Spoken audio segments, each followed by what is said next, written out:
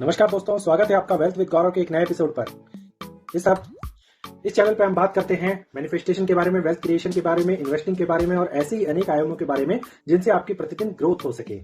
तो दोस्तों, आप देख ही सकते हैं कि बैंक निफ्टी ने जहां अपना नया हाई बना लिया है, वहीं पर निफ्टी के अंदर जो है अभी भी 2 से 3 हजार रुपए की 2 से 3 हजार पॉइंट्स की कमी है। जब इसका हाई 26,400 था, 26,400, और वहीं अभी ये 23,700 के आसपास, 500 के आसपास आया है इस हफ्ते अच्छी तेजी दिखाकर। तो क्या ये हाई पूरा करेगा?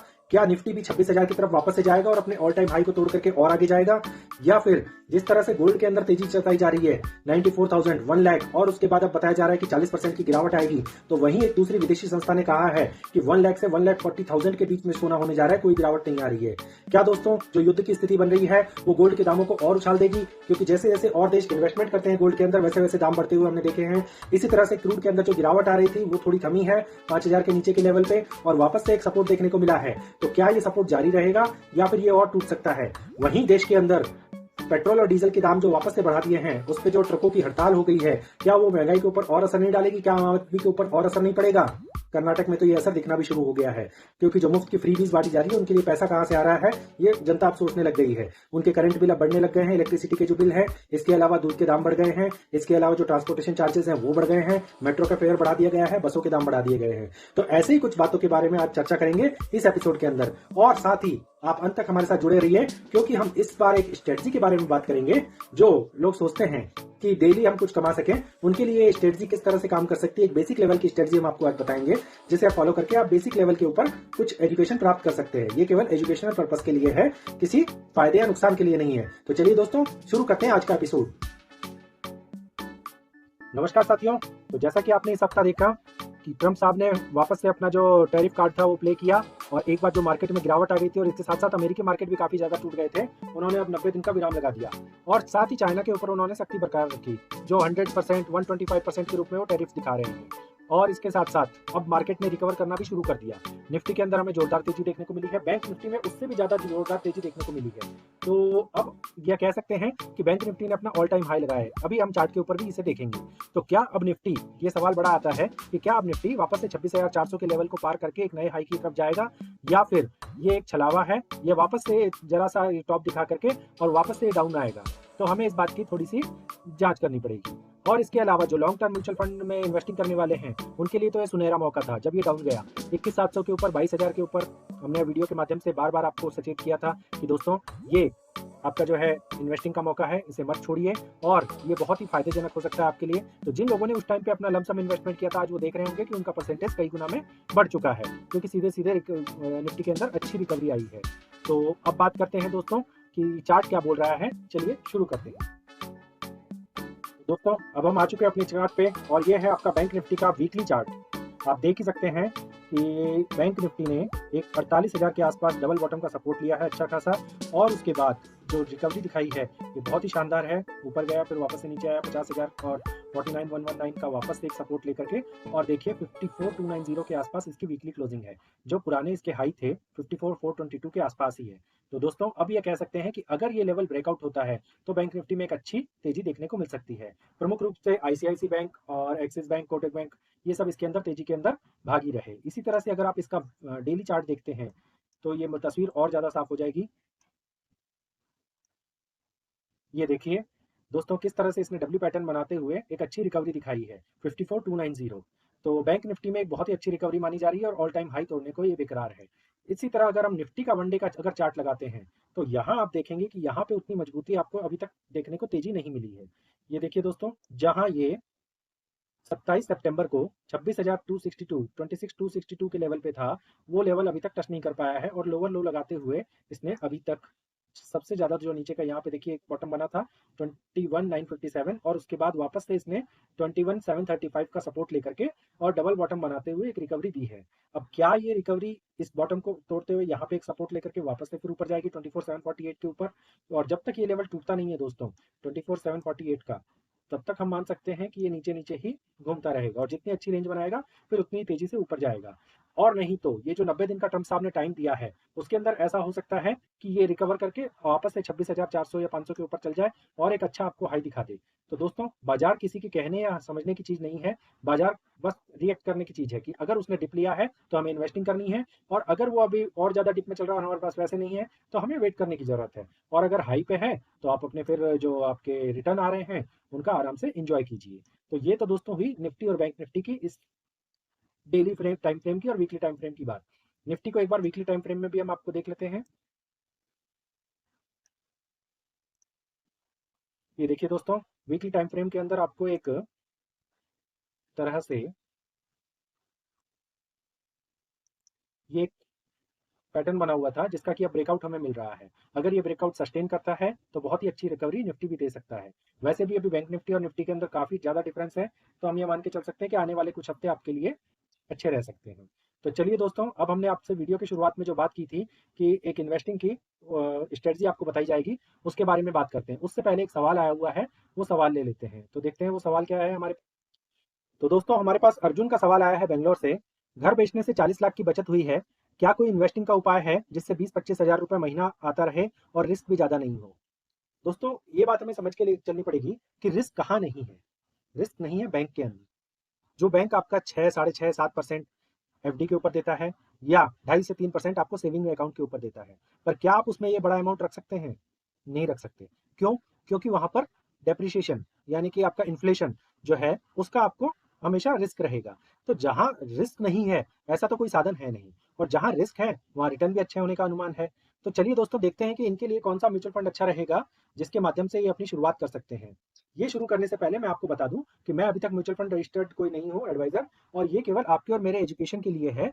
और कोई भी फाइनेंशियल डिसीजन लेने से पहले आप अपने फाइनेंशियल एडवाइजर से एक बार सलाह जरूर लें। तो चलिए अब दोस्तों शुरू करते हैं। तो हम आ जाते हैं अब स्टार एसआईपी की साइट पे, और यहाँ हमने एचडब्ल्यू पे कैलकुलेटर खोल लिया है। इन्होंने बताया कि इनके पास 40 लाख का अमाउंट है, और उससे ये 25,000 रुपए की पेंशन मंथली लेना चाहते हैं। हम मान के चलते हैं कि अगले 15 साल के लिए लेंगे, और एनुअल रिटर्न इनको 13% का मिलेगा। दोस्तों, आपको 13 से 14% ही मान के चलना है। हालांकि म्यूचुअल फंड ज़्यादा भी दे सकते हैं, ये मार्केट की प्रकृति के ऊपर निर्भर है, मगर आपको 12 से 13% मान के ही गणना करनी है। अभी हम लाइव म्यूचुअल फंड रिटर्न के अंदर भी जा करके इसकी गणना करेंगे। तो यहाँ पे देखिए दोस्तों, इसका जो रिजल्ट है वो आ जाता है। टोटल पेंशन विड्रॉन, मतलब कि 40 लाख रुपए एक बार इन्होंने लगाए, उसके बाद में 25,000 रुपये महीना अगले ही महीने से इन्होंने निकालना चालू कर दिया। कब तक के लिए? अगले 15 सालों के लिए। अगले 15 सालों के अंदर इन्होंने टोटल 45 लाख रुपए पेंशन के माध्यम से निकाल लिए। देखिए, 40 लाख रुपए लगाए थे, 45 लाख रुपए पेंशन के माध्यम से अगले 15 सालों में लगाए, निकाल लिए। तो अब इनके पास जो बैलेंस बचा है वो बचा है 1,39,29,424 का। बहुत ही बढ़िया बात है ये तो। अब देखिए, इनका पैसा ग्रो भी होता गया। क्यों ग्रो होता गया? क्योंकि जो आवक थी, जिस धन मतलब रेट ऑफ इंटरेस्ट से इनके पास पैसा आ रहा था, बन रहा था 40 लाख से, उसने उन्होंने उतना पूरा पैसा नहीं निकाल करके उससे कम निकाला। तो जब आवक ज्यादा होती है और आवक कम होती है तो पैसा ग्रो करता ही है, और यही इनको देखने को मिला। तो अगर हम इसके जो रिटर्न्स हैं उनके अंदर अगर देखें, तो बैलेंस एट बिगिनिंग 40 लाख रुपए, उसके बाद इंटरेस्ट एंड 43,062, उसमें से 25,000 रुपये पेंशन चली गई इनकी, और बैलेंस बचा 40,18,000। अब इसके ऊपर कंपाउंडिंग इफेक्ट आपको दिखेगा। 40,18,000 रुपये के ऊपर वापस से इन्होंने किया 43,258 का इंटरेस्ट अर्न हुआ। इंटरेस्ट बढ़ता जा रहा है दोस्तों, जबकि पेंशन सेम अमाउंट है। तो इस तरह से इनका पैसा धीरे धीरे धीरे धीरे बढ़ता गया, और जाकर के ये आपको 5 साल बाद अगर आप देखेंगे 60वें महीने के अंदर, तो ये 55 लाख रुपए बन चुके थे 40 लाख रुपए के, जो कोई कम नहीं है, अच्छी रेट ऑफ रिटर्न से बढ़ रहा है। इसी तरह से आप देखेंगे कि 100वें महीने के अंदर ये 72 लाख रुपीज पहुंच चुके थे, और अब हम सीधे सीधे बात कर लेते हैं, 180 मंथ के अंदर ये 1,39 करोड़ बन चुके थे। और अगर आप जानना चाहें कि ये 1 करोड़ कब बने थे, तो ये देखिए, इन्होंने 142 मंथ्स के अंदर 1 करोड़ का बना लिया था। अब हम बात करेंगे कि इनके लिए कौन सा म्यूचुअल फंड अच्छा रहेगा जिसमें ये रिस्क कम लेना चाहते हैं। तो दोस्तों, यही एचडब्ल्यू पेंशन हम म्यूचुअल फंड, इसमें जो स्टार एसआईपी का है, इसमें चुन लेते हैं। और यहाँ पे हम एक, चलिए, अब हमें एक बैलेंस फंड या फिर बैलेंस एडवांटेज फंड, या फिर आप कह सकते हैं कि ग्रोथ फंड टाइप का कुछ चाहिए, जिसमें से कि ज़्यादा गिरावट नहीं आए, ताकि इनका स्टेबल भी रहे मामला, ताकि जो 40 लाख रुपए इन्होंने लगाए हैं वो कभी इनको कम ना दिखे। तो हम SBI का एक फंड ले लेते हैं। आपके जो शहर में सबसे पास वाली ब्रांच होगी, आप वहां से भी जाकर के करवा सकते हैं, ऑनलाइन भी कर सकते हैं। इसके बाद जब आप इसके अंदर लेते हैं SBI बैलेंस एडवांटेज फंड के नाम से ये फंड है। चलिए हम देखते हैं इसमें क्या होता है। 40 लाख रुपए हमने जमा किए और हमने पेंशन विड्रॉल करना चालू किया 25,000 रुपए मंथली। कहाँ से? ये फंड अभी दिखा रहा है 2021 से लेके 2025 तक का डाटा, क्योंकि ये तभी आया होगा। तो अब हम वहां तक का ही देख लेते हैं, सबमिट करते हैं डाटा को। चलिए, तो 40 लाख रुपए आपने डाले, पेंशन 25,000 रुपये महीना लेना चालू किया, पेंशन ड्रॉन हो गया आपका 10,50,000, बैलेंस वर्थ 45,83,000। देखिए क्योंकि टाइम पीरियड बहुत कम है, 21 से लेकर के 25 तक का है, और टोटल वर्थ आपकी हो गई 56 लाख रुपीज की। और एनुअल रिटर्न जो आपको मिल रहे हैं SBI बैलेंस एडवांटेज फंड में, वो मिल रहे हैं 10.9% के। एक दूसरा फंड आपको हम सजेस्ट करना चाहेंगे, इसमें देखिए HDFC का एक फंड है, और same HDFC balance advantage fund आप ले सकते हैं, वही 40 लाख रुपए। क्योंकि ये पुराना फंड है तो आपको इसकी वैल्यू तब से अब तक की दिख जाएगी कि अगर आपने 1394 को ये 40 लाख रुपए डाले होते तो अब तक आप इतने सालों में कितना पैसा निकाल चुके होते। चलिए दोस्तों देखते हैं ये फंड क्या कमाल दिखाया है। चलिए, तो इस फंड का जो CAGR दिखा रहा है, एनुअल रिटर्न 17.76 का दिखा रहा है अब तक का। हमें मान के चलना है 12 से 13% का रिटर्न देगा। ये बहुत अच्छा CAGR है, पर हमेशा ऐसा मिलेगा ऐसा नहीं मान के चलना है। तो 40 लाख रुपए हमने लगाए कब? 1/3/1994 को, यानी कि अब देख लीजिए 30 साल करीब होने को आए हैं। 25,000 रुपये पेंशन हमने विड्रॉन करी। अब तक हम पेंशन जो निकाल चुके हैं वो 93,50,000 रुपये निकाल चुके हैं, 93 लैक्स। अब जो बैलेंस हमारे पास बचा है वो बचा है 36 करोड़ 45,67,993। Can you believe? मतलब आपने 40 लाख रुपए लगाए थे 30 साल पहले, और उससे आपने 25,000 रुपये लेना चालू किया, और अब आप देख रहे हैं कि आपका बैलेंस जो बचा है, आप 93 लाख रुपीज निकाल भी चुके हैं दोस्तों, और अब आपके पास बचे 36 करोड़ रुपए। You can not believe. और अब आप अगर हर साल 40,000 और 25,000 की तो आप बात छोड़िए, अगर आप 2-3 लाख रुपए भी निकालते हैं तो भी आपका फंड कहीं कम नहीं होने का। क्यों? क्योंकि जब आप 36 करोड़ के ऊपर बैठे हैं तो फिर आप सोचिए कि आपको किस तरह से इसके ऊपर अगर 10% भी बचता है तो 3 करोड़ 60 लाख रुपीज आपका 10% के हिसाब से उस टाइम में बन रहा होगा। तो क्या आप करोड़ों रुपए खर्च कर पाएंगे एक साल के अंदर? बिल्कुल भी नहीं। तो अगर आप 1 करोड़ रुपया साल का भी निकाल लेते हैं तो भी 2 करोड़ 60 लाख रुपए से आपका ये फंड बढ़ता जाएगा।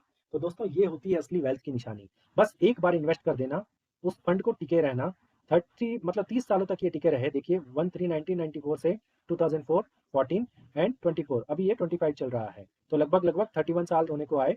17% का इसने फंड ने रिटर्न दिया है। और अगर आप इसके कैश फ्लो में जाएंगे तो आप देखेंगे कि किस तरह से ये धन बढ़ा है।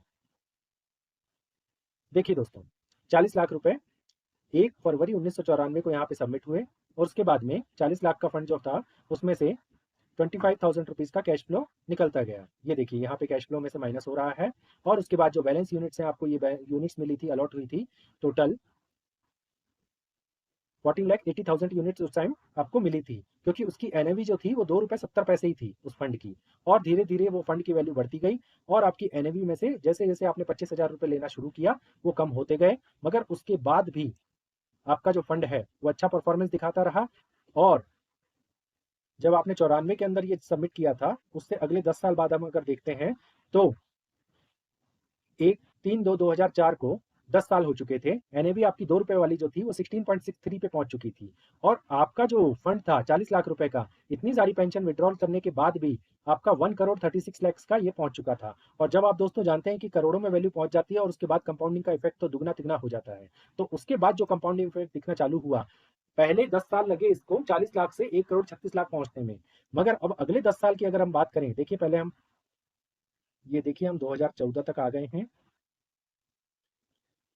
हाँ दोस्तों, 1 फरवरी 2014 को आप अगर इस फंड की वैल्यू देखेंगे तो 6 करोड़ 63 लाख, अगले 10 साल के अंदर ये फंड 6 गुना हो चुका है ना अच्छी बात।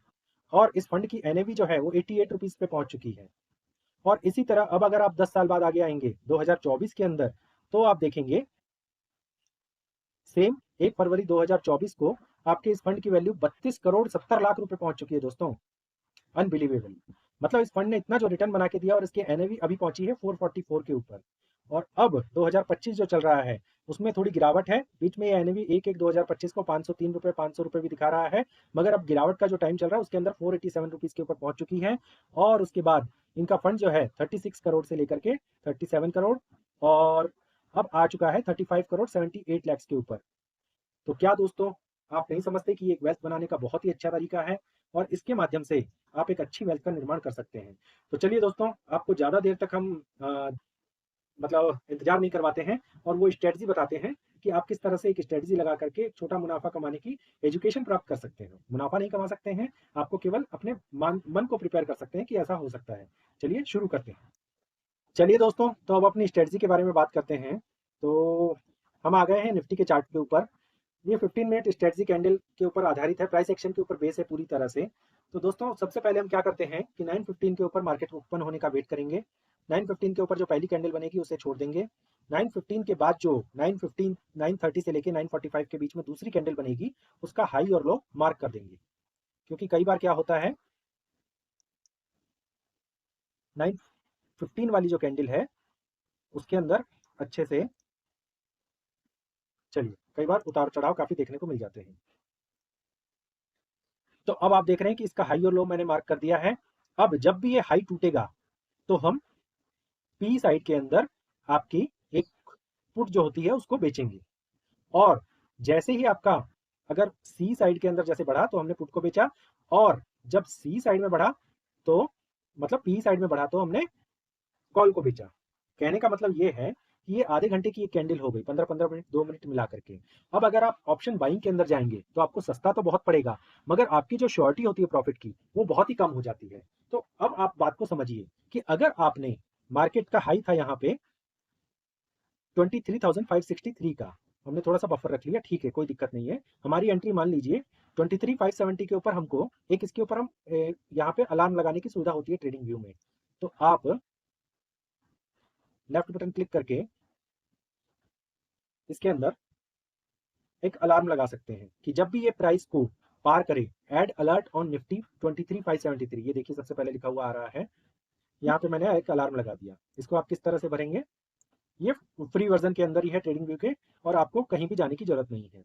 तो प्राइस क्रॉसिंग, हमें इसमें क्या लेना है कि प्राइस जब अप जाए, कितना 23,573 से ऊपर जब जाए तो हमको एक बार केवल दिन के अंदर बताएगा। नेक्स्ट डेट आप इसके अंदर ले सकते हैं।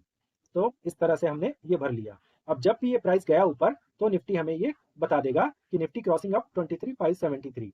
अब उस टाइम में आपको क्या करना है, नीचे का जो लो था आज का 23,411, यहाँ की आपको यानी कि 23,400 पी की जो कॉल है उसको आपको सेल करना है। जब आप निफ्टी के अंदर हैं तो दोस्तों आपका टारगेट होना चाहिए 30 पॉइंट्स का और स्टॉप लॉस होना चाहिए 40 पॉइंट्स का जब आप सेलिंग कर रहे हैं।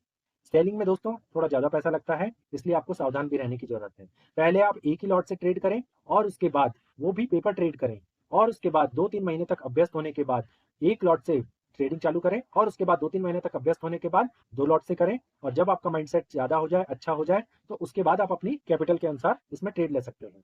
तो यहाँ पर आप देखते हैं दोस्तों कि जैसे इसने 573 का लेवल क्रॉस किया, वैसे ही 27 मार्च का ये चार्ट है, वैसे ही पी के अंदर यहाँ पे 23,400 के अंदर गिरावट आना शुरू हो गई थी, हो गए, क्योंकि यहाँ पे सी साइड में देखिए काफी अच्छा ये गया है मार्केट। इसके बाद इसने करीब करीब 100 पॉइंट्स की रैली दी है, तो आराम से आपको यहाँ पे 30 पॉइंट मिल गए। अब ये 100 पॉइंट्स ऊपर जाता है नहीं, या फिर यहीं पे अगर ये घूमता रहता तो भी देखिए मार्केट ने काफी देर तक ये जो रेंज बनाई है, इस रेंज के अंदर अगर ये घूमता रहता है तो भी पी साइड का जो है ये गलना शुरू हो जाता है डेल्टा। तो इस वजह से आपको बेनिफिट मिलना अवश्यंभावी है।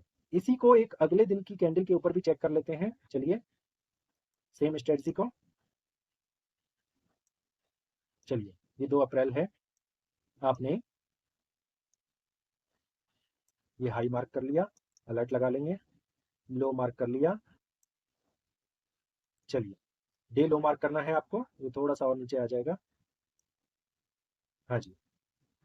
तो जब भी ये हाई यानी कि हाफ एन आवर का जो हाई है 23,300 इसको पार करेगा, और जब भी ये 23,146 को पार करेगा तो आपको अलर्ट आ जाएगा। अब अलर्ट आ गया तो आपको क्या करना है, जब ये अपवर्ड में जा रहा है तो आपको पी को सेल करना है, सी को नहीं खरीदना है, पी को सेल करना है। और जब आपका नीचे की तरफ डाउन ट्रेंड में जाएगा तब आपको क्या करना है, सी साइड को सेल करना है, क्योंकि अगर ये मार्केट कुछ देर घूमता भी है तो आप आराम से इसके अंदर 30 पॉइंट्स तक कमा सकते हैं या फिर प्रॉफिटेबल पोजीशन में भी अपना कट कर सकते हैं। अब दोस्तों आपका स्टॉप लॉस क्या होगा? स्टॉप लॉस होगा आज का डे हाई, मतलब अगर आप डाउन साइड में वो नीचे गया है मार्केट तो हाई जो है वो आपका स्टॉप लॉस होगा। इसी तरह अगर जैसे ये मार्केट यहाँ पे ऊपर गया है तो मार्केट का आपका स्टॉप लॉस होगा 23,143। क्या ये स्ट्रेटजी बैंक निफ्टी में भी काम करेगी? जी हाँ, जरूर करेगी। एक मैं आपको दिखा देता हूँ एग्जाम्पल। चलिए 2 तारीख को आपने ये खोल लिया है और 2 तारीख को आपका हाई है और आपका लो है, ठीक है। अब हाई के ऊपर देखिए अभी तक कैंडल कोई भी क्लोजिंग नहीं दी है, यहाँ पे आपको क्लोजिंग मिली है, ठीक है, 51,268। और वो कितने बजे मिली है? शाम दोपहर में 3 बजे। तो ये लेने का कोई तुक नहीं बनता, हालांकि पूरे दिन मार्केट रेंज बाउंड रहा, थोड़ा थोड़ा थोड़ा थोड़ा बढ़ता रहा।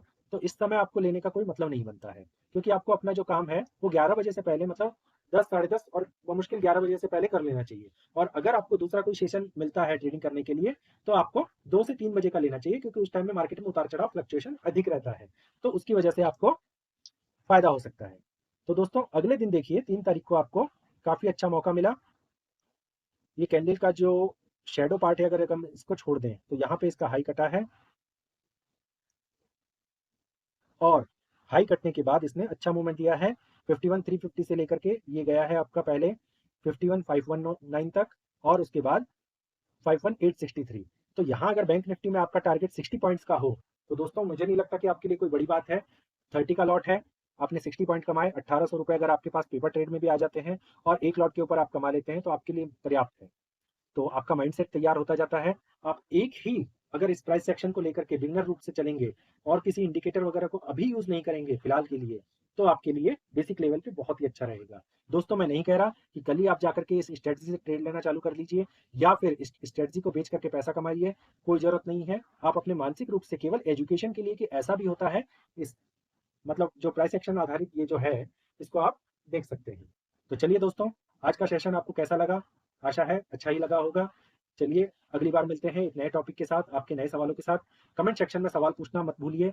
अगर आप हमारे साथ जुड़ना चाहते हैं, अपना कुछ इंटरव्यू वगैरह देना चाहते हैं, अपनी इन्वेस्टिंग की जर्नी बताना चाहते हैं, पोर्टफोलियो शेयर करना चाहते हैं या उसके अंदर कुछ सुधार चाहते हैं, तो जरूर से बताइए। एक बार और मैं आपको बता दूं कि मैं कोई मतलब म्यूचुअल फंड रजिस्टर्ड प्रोफेशनल नहीं हूँ या फिर सेबी से रजिस्टर्ड नहीं हूँ आपको सलाह देने के लिए। तो ये एक डिस्क्लेमर है, ये आप अपना पूरा रिस्क अपनी फाइनेंशियल एडवाइजर से पूछ के ही आप फाइनल सलाह लीजिए। चलिए दोस्तों मिलते हैं अगली बार। Be healthy be wealthy.